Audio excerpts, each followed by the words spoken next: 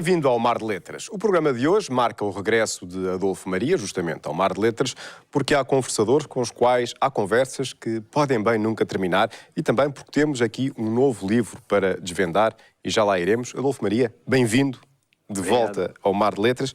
Nasceu em Luanda há mais de 80 anos. Ainda reconhece a cidade? De tal maneira reconheço que até fiz um romance naquele dia, naquele casenga. E reconheço porquê.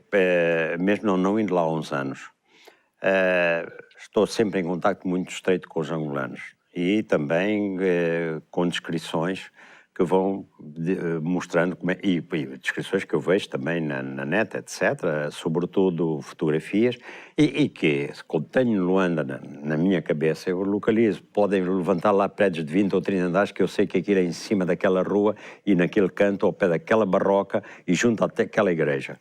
Aliás, infelizmente, o casco histórico de Luanda está a ser esmagado por arranha-céus.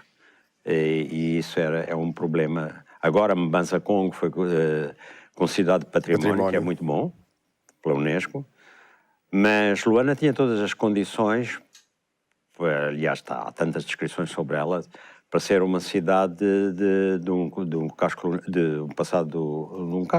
muito antigo, histórico muito antigo, que representa toda aquela interação entre o colonizador e o autóctone, não é? Mas foi assim que se fizeram as cidades, as grandes cidades que hoje nos maravilham, Ouro Preto no Brasil, Bahia e tudo isso. Luanda tinha um pouco disso, né? E foi tudo esmagado, os quintalões onde havia os escravos, etc. Em 1900 quando eu era miúdo, em 40 ou 45, a baixa de 1920 era aquela que eu vejo na fotografia, era aquela que ainda existia no meu tempo, porque era uma cidade pasmada, quietinha. E então havia os sobradões, e os sobradões tinham quintais morados altos, tinham sido pontos de passagem de escravos, na Baixa mesmo, essa Baixa que hoje está a ser esmagada pelos altos prédios. Mas isso é uma história dos angolanos, sim, e devia ser uma história para os governantes se debruçarem sobre ela. Luanda, está visto, conhece-a de cor. E quando olha para o seu país, o que é que vê? Vejo um país em grandes transformações, porque, primeiro, um país que, por uma série de erros, e também pelo contexto histórico da época, não é? Os erros foi a ambição desmedida do poder e depois a ditadura instalada logo após a independência. E depois a guerra civil. Essa devastação fez recuar a Angola não sei de quantos anos, no ponto de vista económico e até social. Agora, não. Entretanto, agora a reconstrução trouxe novas forças, inclusive a emergência de uma burguesia local, nacional, a qual se fez através do aparelho do Estado, diga-se passagem, né? Portanto, através das clientelas do poder. E o próprio poder é dono de gente do poder, é dono de riquezas. Mas criou-se uma dinâmica capitalista que está muito descoordenada e é muito espontânea e muitos chamam só capitalismo selvagem, mas que, na verdade, é o ponto de partida para futuras transformações. É uma questão de haver uma melhor distribuição de riqueza e sabê-la criar. Investir na produção, criando empregos, etc. E procurando que o Estado seja um pouco mais social do que é. E não haja uma disparidades de riqueza tão grande como existe. O Adolfo Maria seguirá naturalmente a produção literária contemporânea que é feita por angolanos. Sim. Com essas leituras, sente-se mais próximo da sua terra natal? Sim, porque, vamos lá ver, as próprias produções literárias agora têm um outro modo de escrever. Na temática, sim, a temática já reflete isso, que livros do Agualusa, livros do Onjaka, livros do Pepe Tela refletem realmente a outra sociedade que existe agora e que não é exatamente aquela do meu tempo, mesmo de 74 ou 75, bom, quando nós regressamos do exílio. E há também outros jovens em que a linguagem já é um pouco diferente, não é? Mas é assim que a literatura é assim que ela vai evoluir, não é? Há muitas maneiras de falar português ou de escrever português que o malfadado acordo do ortográfico não ressalva. No seu caso, quando escreve, de certa forma, promove, digamos que uma espécie de reconciliação interior com Angola? Acho que sim. Aliás, não é por acaso que eu fui desenterrar coisas. Esse livro, por exemplo, tem 40 anos. Quer dizer, quando eu estava, e tem a sua história, é evidente. Repare o título, Angola no tempo da ditadura democrática revolucionária. Não fui eu que inventei. O próprio regime assim se definia. E os meus poemas, que há aí alguns deles, digamos, criticam, ou pelo menos servem-se de maneira irónica ou amargurada desse título, né? Dessa contradição, dessa... Bom, portanto, aí era uma reconciliação comigo mesmo, quer dizer, e não só. Quando eu vou buscar esses livros ao baú, quer dizer, esses poemas foram publicados, mas esse livro é sociologia, é história e é também um bocadinho de literatura. Bom, e quando eu vou buscar, porquê é que eu vou buscar? Eu vou buscar, de um lado, talvez por uma catarse, mas sobretudo, e isso preocupa-me sempre, ter uma atitude pedagógica. E as novas gerações precisam de saber como é que foi o passado, porque senão só tem perplexidades pelo meio. Mas porquê? No país é assim? Porquê é que o nosso país é assim? Bom, o nosso país é assim porque houve uma série de erros cometidos, houve uma série de contextos do passado que assim determinaram. Bom, e isso é, digamos, o drama de uma pessoa que esteve escondida. Como sabe, eu fui 5 meses após a independência, nós, os da Revolta Ativa, fomos presos. Alguns de nós conseguimos escapar, eu fui um deles, e mantive-me cerca de 3 anos escondido. E então, ao fim de 8 meses, comecei desesperadamente a escrever.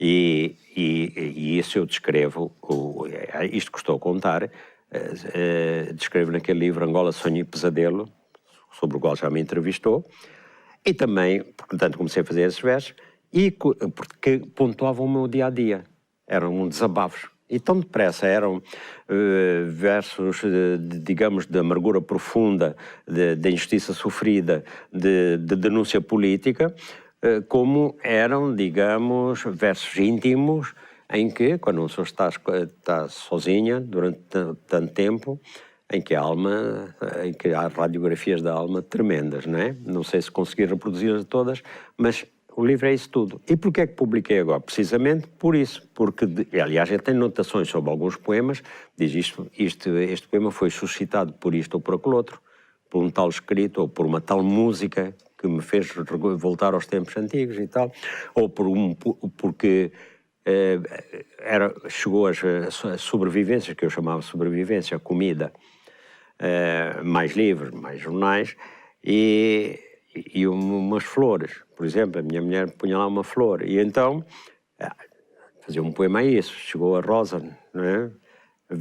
Veio ela para entregar uma rosa, mais ou menos isto. E não vieste para nos entregarmos, uma coisa assim. Bom, por outro lado, também fazia poema, por exemplo, lembrando do aniversário da minha mulher, não é? Que estava longe, que não estava ali, não estava ali comigo, encerrado. Portanto, a publicação desse livro é importante, mesmo para novas gerações, falando da época tão distante, porque assim se vê não só um caso pessoal de resistência, de autodisciplina para sobrevivência, como também os lamentos do indivíduo que sofre e que tem as suas fraquezas, que aí estão espelhadas, e que tem a sua vontade de reagir. Repare, aliás, na capa pus, quando foi lançado o primeiro livro, Angola, Sonho e Pesadelo, quem esteve no lançamento foi a Francisca Van Dunen, que é uma angolana, que hoje é ministra da Justiça de Portugal, que é interessante. Somos amigos. E ela fez uma intervenção magnífica, muito literariamente e politicamente muito interessante. E ela termina com a leitura. Ela disse: permitam-me que eu leia um poema da página 120, que é esse que está no verso. Exatamente. Loucamente lúcido. Loucamente lúcido. E para a última estrofe, como é... Ardo no fogo das ilusões queimadas, broto verde na lucidez renovada, renasço em mim para não morrer, quando morro devagar para sobreviver. Isso sintetiza toda a minha situação. Acho que é forte esse poema, por acaso. E depois tem aquelas coisas profundamente africanas. Ardo no fogo das ilusões queimadas, quer dizer, as queimadas que há no cacimbo, para depois brotar o verde capim, quando vierem as primeiras chuvas. Broto verde na lucidez renovada, e depois, claro, era aquilo, renasce em mim para não morrer, quando morro devagar para sobreviver. O Adolfo Maria falou agora mesmo nas ilusões queimadas.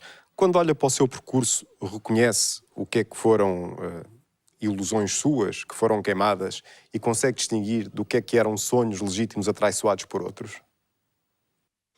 As ilusões queimadas foram aquelas que eram os ideais que nos moviam, em que nós idealizávamos um país de liberdade, de prosperidade e, sobretudo, de profunda justiça social. Aliás, o programa do MPLA, no qual eu militei, assim era. O programa que foi redigido pelo Viriato da Cruz. Os primeiros responsáveis do MPLA foram o Viriato da Cruz, o Mário Pinto Andrade como presidente e Viriato da Cruz como secretário-geral, que era um grande organizador. Bom, e esse programa era realmente um programa de amplas preocupações sociais. Bom, e isso era, também movia-nos de quê? Movia-nos primeiro, era acabar com a dominação colonial, portanto, com o sistema colonial português, que era profundamente opressor e explorador, e, por outro lado, ao mesmo tempo criar um sistema político que trouxesse realmente não só a liberdade aos angolanos, porque a liberdade como também a prosperidade e novas condições económicas e sociais. Acho que isso não sucedeu. E não sucedeu, e esse livro reflete precisamente a minha amargura, e não sucedeu, fazia-se o contrário através de uma verborreia revolucionária tremenda, precisamente o povo, as massas, e tudo era feito no sentido de construção, de opressão, passou a ser uma opressão que chegou a fuzilamentos em massa, não é?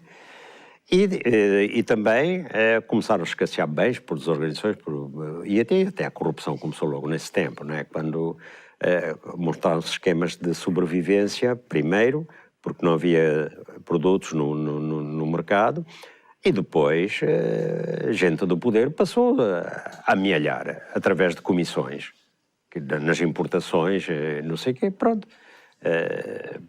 E contrariamente ao que se diz,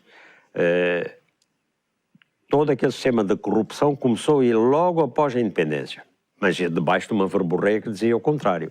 Abaixo os imperialistas, abaixo os exploradores, abaixo os capitalistas, nós, os defensores do povo e tudo isso. E isso é que me doía profundamente. E eu dizia, e eu que realmente tenho outras ideias, que era capaz de pronunciar estas palavras de ordem, mas com outra coerência. Estou preso não, estou escondido, fugido da polícia, da polícia repressiva, a DISA. Então foi-se embora a PIDE portuguesa, veio agora a DISA que prende revolucionários, porque eu era revolucionário, aliás, continuo a ser revolucionário, pelo menos nas ideias de não me conformar com certos aspectos das sociedades, não é? Aspectos de exploração e de marginalização das populações.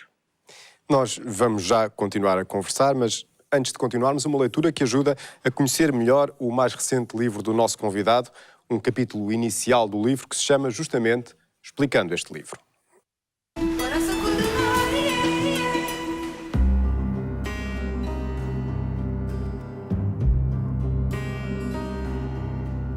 Os escritos que integram o presente livro pontuaram o meu dia-a-dia numa longa situação de esmagadora solidão em autocárcere. Testemunham uma terrível experiência individual e uma época de veras singular em Angola. Editados por ordem cronológica, ora curtos, ora longos, mostram as minhas reações nos mais variados momentos da afincada luta pela sobrevivência. No mesmo dia, refletindo os sucessivos estados de alma, produzia poemas de revolta pela situação em que estava, poemas de amor e de evasão delirante ou de reflexão e doutrina. Nestes escritos estão expressos os meus desabafos e sentimentos, assim como estão explícitos os meus questionamentos, as ideias sobre o que se passava e o meu pensar sobre o mundo, a sociedade humana e o devir.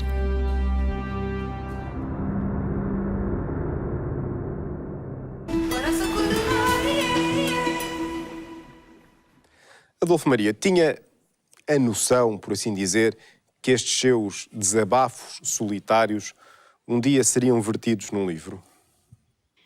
Naquela ocasião não fiz para isso. Fiz outras recolhas dos jornais, etc., da notícia, precisamente para ilustrar a falta de coerência, a contradição entre a verborreia e a prática, que tinha a intenção depois, quando uma pessoa está escondida ou presa, só pensa em fugir. E tinha a intenção de escapar e de vir para o exterior e denunciar aquele regime feito pelos meus companheiros de luta e cujos quais companheiros depois ordenaram a minha prisão, não é? E a dos meus companheiros e de outros companheiros como o Gentil Viana e o Jota e a Mel e o Paiva, etc. Bom, portanto, eu não tinha a noção de que era para... Aí a prova está nisso. Há tantos anos depois eles estiveram quietos. Só numa fase em que eu entendi, também pressionado pelas pessoas, disse, tens aí coisas importantes, interessantes para publicar, porque é que não publicas? E só quando entendi que também havia uma certa receptividade. Por exemplo, se eu tivesse publicado isso quando me expulsaram para aqui, em 79, nos anos 80, 81, com o preconceito que havia contra os indivíduos que eram dissidentes do MPLA, esse livro não... dizia, olha, um traidor mais que está a falar contra o seu país ou contra o seu regime. Quer dizer, não havia receptividade, bem pelo contrário. A extrema-esquerda aqui era interessante. A extrema-esquerda aqui alinhava inteiramente, o MPLA era a pureza revolucionária. Quando digo extrema-esquerda, o PC manteve sempre assim, não é? Mas os outros grupos que havia aí, muito fortes, da extrema-esquerda também. Depois, a extrema-direita, quer dizer, entendia que realmente era contra a descolonização, não é? E, portanto, mesmo que as coisas corressem bem, falaria sempre mal, não é? E não havia essa receptividade. Por outro lado, tive depois bastante empenhado e embrenhado em atividade política, através do tal grupo de reflexão com o Gentil Viana e o Mário Pinto Andrade aqui, durante os anos 80, e também na minha vida profissional. E, portanto, só quando passei, digamos, à reforma, é que fiquei com tempo disponível para ir mexer no baú, e porque também há hoje uma receptividade. Não queira saber... aquele livro que falei há bocado, Angola, Sonho e Pesadelo, já vai na 3ª edição. Angola, Contributos à Reflexão, que é uma obra mais de artigos de ordem económica, sociológica, política, histórica. Já da 2ª edição também já esgotou, já me disseram. Também continuam a sair os outros, o Angola, Sonho e Pesadelo. E esse mesmo está exposto aí na Bertrand, na FNAC, e não sei o que, é sinal de que sai. Senão, sabe como é? Essas grandes livrarias agora só deixam lá os livros que as pessoas... Porque o fundo editorial não guardam. E depois o resto a pessoa encomenda ou não. Bom, de maneira que... estava eu a dizer que há muita gente que me procura, mas muitíssima gente. Não só as pessoas que apoiavam o regime que nos encarcerou no pós-independência, portanto, digamos, a corrente netista, chamemos assim, tenho excelentes relações com toda essa gente. Gente que também que é adepta deste regime, da equipa que está no poder, não é? E sobretudo dos jovens, pessoas que estão aí a estudar para mestrados, para doutoramentos, num diálogo intergeracional extraordinário. É evidente que eu não faço política, não é? Mas vem com aquela... E isso é gratificante. Mais velho, não se cota. Hein? A nossa referência histórica. E eu disse, como? Ainda por cima olho para a minha pele, que é clara, hein? E vejo que, afinal, ficaram os valores. Hein? Seja qual for, digamos, as barreiras que existem numa sociedade de mistura de cores. Não é? Existe sempre isso. E preconceitos vários.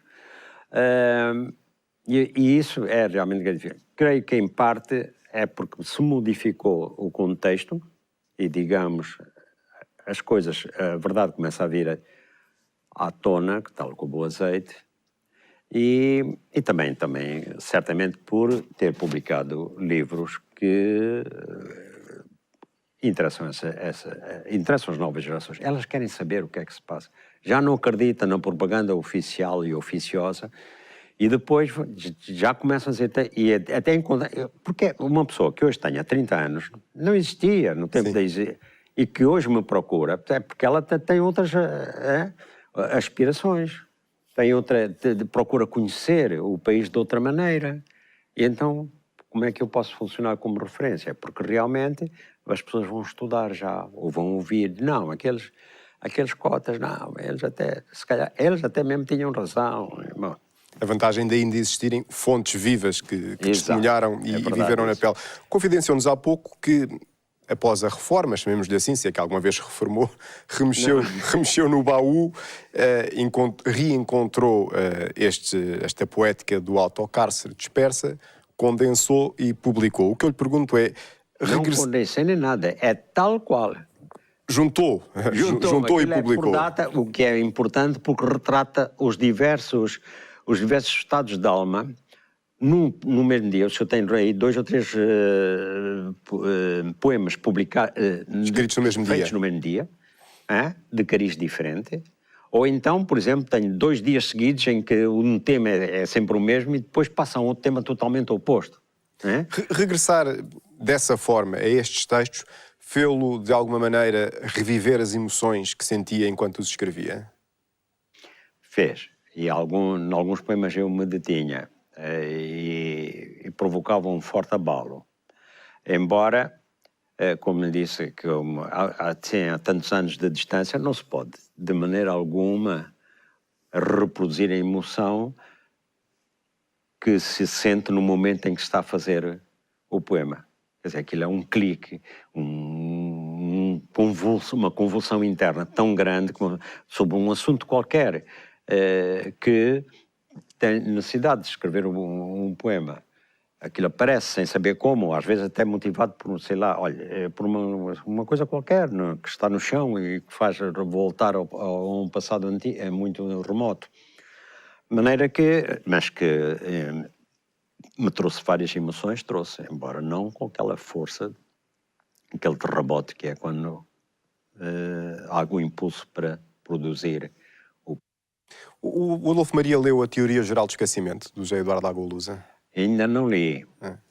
Isto porque a personagem central, a Ludovica, vive emparedada numa situação semelhante a um autocárcere, porque, enfim, por receio de todas as transformações que aconteciam à sua volta e por medo do outro. Era isso que sentia quando estava em autorreclusão, medo do outro? Sim, e aliás há vários poemas que expressam isso. Há um deles em que diz carrossel da loucura, que me tritura, que não sei o quê, por aí fora. E há outros que diz donos do poder, não é preciso estar na situação em que eu estou, de temer a polícia chegar ou não chegar. esperar esperar em angústia à tarde e por aí fora, não é? Temer um novo dia, porque de facto é essa situação, é isso que se sente. Quando se vive a temer um novo dia e a registar em obra poética o dia a dia, algum dos momentos o convidou a desistir? Não. O que é que o mantinha inspirado para continuar? Para já, a certeza que estava certo. Portanto, certo é que as minhas ideias continuavam a ser justas e que a prática das pessoas instaladas no poder era nociva ao país e às gentes do país. E isso era muito forte, muito, muito forte. E depois, se calhar, porque também há aquele instinto de sobrevivência, que é mais apurado numas pessoas do que noutras. Eu acho que nunca passou a coisa de desistir. Ao longo do seu percurso de vida experimentou o exílio forçado, experimentou também, obviamente forçado, o autocárcere, e hoje aqui em Portugal vive uma espécie de exílio só que voluntário? Não é voluntário, quer dizer, agora a minha família depois cresceu aqui, nestes anos todos. Mas isso não quer dizer que, portanto, sinto-me exilado. Não, de maneira alguma, meus filhos falam já como se fossem portugueses. E eu até fico estranho, assim. Eu vou dar um exemplo. Se eles, a nossa seleção... Fica na dúvida. Não, a nossa seleção não é... Eu gosto que Portugal ganhe, etc., mas não é a minha seleção, pronto. Isto é um exemplo, claro. Há certas coisas que me arrepiam. Nós quem? Quer dizer, estão a falar, nós agora vamos ganhar ou vamos a tal sim. Nós os portugueses. E isso... Já do meu neto, pronto, já concebo melhor. Mas nos meus filhos não, porque eles, coitados, a partir dos 15 a 7 anos, foram crescendo aqui. Ou a minha filha desde os 8, não é? Precisamente quando eu estava escondido, né? E eles vieram ver os avós e depois não puderam regressar, não quisemos que regressassem. Bom, pronto, de facto é um exílio. Continua a ser um exílio, embora seja uma terra de acolhimento e que na qual tenho raízes, então os meus pais são de cá. Mas não devia ser a terra onde eu devesse morrer. Pelo menos devia morrer com um bocadinho de calor, um caju a satisfazer-se na mão, e pronto, aquela mornice da minha terra. Aqui há temperaturas muito quentes, mas o ar muito seco, e não é a mesma coisa. Adolfo Maria, muito obrigado por ter regressado ao Mar de Letras para mais uma das nossas conversas, que algo me diz que não há de ser a última. E assim terminamos mais um programa. Esperamos por si no próximo Mar de Letras. Eu despeço-me.